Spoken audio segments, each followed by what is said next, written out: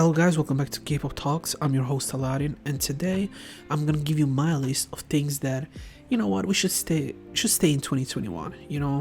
In K-pop obviously, and there isn't really a lot of things that I have an issue with, but I think some of them are important, and they've been, I think, quite problematic in those last year, 2 years, specifically during the pandemic. But hopefully we can get out of it right now. And let's get right into it. I think with probably the mildest of issues here, it's not really an issue, it's more of a thing for me personally, which is the absurd amount of boy crush slash girl crush concepts that there is in K-pop right now. I think the vast majority of groups do that concept right now, right? And of course, K-pop, like any other genre, has its moment where a specific trend or a specific way of making music is very popular. It's the way of doing it, and it's the way that everybody prefers because the really popular artists do it as well. It's not uncommon. But I think the biggest problem is in K-pop, especially when I got in, and I think it's been quite true for a very long time, is that it was kind of frowned upon to copy popular artists. So when I got in 2013, 2014, if certain artists made a song that sounded like an EXO or a Big Bang, or a GG, like people would get mad, like, oh, that person is making the same song or a similar song, that's not good. It wasn't a big issue, but it was a thing. And I think that also overall is because everybody's trying to be like BTS and Blackpink. Everybody's trying to be like them, and because they're doing this concept as well, even though BTS DC hasn't really done it at all, they're trying to be the next Blackpink BTS, and that I think doesn't really help them, but that's a separate issue. I think here, as you see, the biggest problem is, where are the cute concepts? Where are the rock inspired K-pop groups? I always say you should get inspired by J-pop. J-pop has groups like Keyaki Zaka. By the way, they're Sakura Zaka, but they talk about heavy stuff. They talk about serious stuff in their music, right? They try to give their songs meaning. So that's the most mainstream stuff. But then you have Bish, you have Lyrical School, things like Empire, Gang Parade, and these are very popular groups, right? But they do different type of concepts, right? Or I don't have to talk about Perfume, Haru Nemuri, right? Every artist trying to do Reol. They're trying to stand out in a specific way. I feel like now everybody's trying to be the next big thing, and because this is the popular thing, everybody's doing it. I mean, I like I like Golden Child, I like the boys, but they're all doing the same concepts, and when they came out, they were all doing very different things. It's kind of sad to see that very, very early on, because they were doing a brighter concept, was getting no popularity, but immediately, as soon as they switch, they get super popular. That's kind of sad. For me, even Dreamcatcher is abandoning their rock roots slowly but surely, and it just because that's what people prefer, and that's somewhat sad, right? You see Luna, for example, this year they try something different. They're not as popular as last year, right? They're really losing a little popularity, which is kind of sad. You see, for example, Red Velvet. I respect Red Velvet because they always do whatever they want. They're good at balancing it both ways, so they do it in a way that is just fun, and you're always looking forward for their music. Second problem, and this is a problem that personally it's a pet peeve and I don't like it, which is obsessing with view counts. I think for a genre that it is as big as it is now, obsessing about things like view counts, it's silly. It mattered at one point, I agree, but now it doesn't matter. So when I see people say Twice last MV made only 90 million views, that's a lot of views. I say this all the time. When I got in K-pop, and I don't want to say like an older person, but it is what it is. If a group made 10-15 million, that means they were really popular. And if you made 100 million, that means you had one of the biggest hits in K-pop history. Obviously Psy broke the thing, and BTS, and obviously Big Bang, and Blackpink, obviously you can't forget them, EXO. There's certain groups that have broken that taboo, let's say, but to see certain music videos that has 300 million views, people still trying to farm them, makes no sense. It's an obsession that's not needed. It's not really gonna make your artist sell more, because I don't believe K-pop companies necessarily even look at that. It doesn't equal to sales anyway. There's groups that make 80-90 million views, and they don't sell a quarter of what BTS sells every year. So you can't really base it off of that. I think that Fragile has been on for some time. We should really start moving away from that type of thing. It's like if manga fans or anime fans were still arguing about, but my anime is more popular than yours. I mean, that shit we saw in 2009, and it was core in 2009, and I think that view counting was corny in 2015. I think it's even cornier in 2021. One of the biggest problems of this year I felt was the random allegations about idols that have started to spark in Korea through the internet. Famously throughout the first part of the year, there was a lot, and I mean a lot of bullying allegations made by randomers, and unfortunately some idols have been hit by it. Famously G idols, I think her name is Sujin, who ended up leaving the group, and the whole thing is quite hard to understand. I mean, she was fan of this person, then they stopped being friends, so she probably stopped liking her. She's mad that she got popular, and now she's trying to get a payback from her. It's kind of like dirty, but we've seen situations where people have lied about Kim Woo-jin, for example, like Stray Kid member. Now, I think April Noun, they lied about her, and it seems to be a trend where at least 90% of things are lies, obviously. Then there's the truth, sometimes it comes out, but for the most part are lies. Or definitely they tend to twist the reality to make yourself look better, and I think this is a trend we have to leave, because I've seen too many fans argue about bullshit for too long. You cannot be, first of all, I think that if you're over the age of 17, you probably should stop caring about your idols in a very kind of like parasocial way. It's fine to be a fan, it's fun to be real liking them, even attracted them. I don't think that's wrong, but I definitely think it's wrong when you start pushing your own ideas as a person on them and start saying, well, no, I think they're good people because I like them and I like their group. You don't know if they're good people or not. You just can't know that, and you have to remove that from your mind. And I hope, again, we start seeing these type of things a little bit out of the loop. I wish we can get there. That'd be really cool in my opinion, but what do I know, right?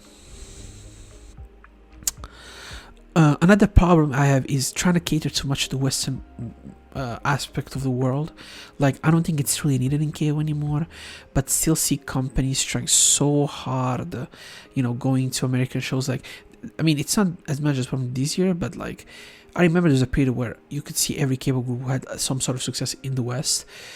What's the point? Like, you're not really gonna be more popular. Like, if they want to make you more popular, they will, but that's not how you do it, and I think that's somewhat fine. I just, again, don't see the point. And I think, again, K-pop is K-pop. It's not American pop music, and more K-pop groups are starting to sound like American pop idol groups, and I don't think that's overall a good thing in terms of sound. Also, the thing about trying to make music in English, I'm fine with it, but sometimes you can clearly see it's just forced, and other times it comes off very natural if you do it right. It depends on how you do it and where you're coming from with it. So hopefully we see less of that and people more focusing on the music aspect and quality of music and touring. Hopefully we can get touring this year, but me seeing you being I don't know, called by fucking, I don't know, this person is fans of BTS, they called them out on a show and now you're getting them attention. I think they're just stupid. So fans should not do it and companies should not do it, but companies know if I have this person talk about these idols, everybody's gonna talk about them and fans are gonna support it, because fans are blind and oblivious half of the time.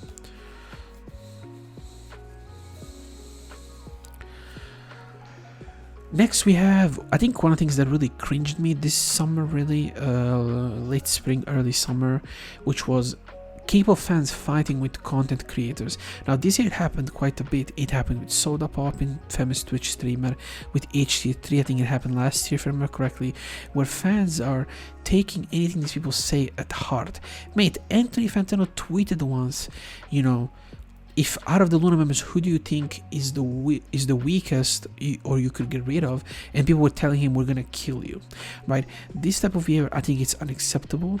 It's not as big of a problem now because it rarely happens, but I say this all the time, and this is when I know that K-pop fans is very fake. They go under music album reviews and say, yes, I know it's not the best, but then they go on Twitter and insult your mother and trying to kill you. And it's a very weird dichotomy. As much as you can tell about K-pop fans, I don't know how many death threats Anthony Fantano gets because he says, out of the Wu-Tang Clan, who do you think was the worst member? And the Wu-Tang Clan is the Wu-Tang Clan. Fuck Luna. Wu-Tang Clan is a serious group. It's one of the most important groups in music history. Luna is just a group until proven otherwise.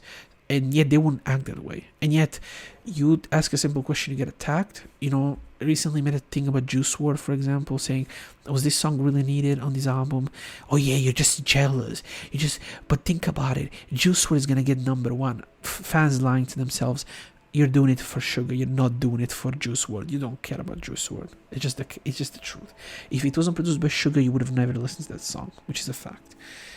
So hopefully we stop fighting with Western audio content creators and stop like everything they say get super mad, or like some obscure show in South America makes a fucking dumb joke about BTS and I have to see it plastered around with millions of tweets.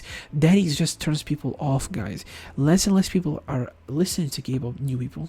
I think less and less people that are like, I got in K-pop when I was 16, 17.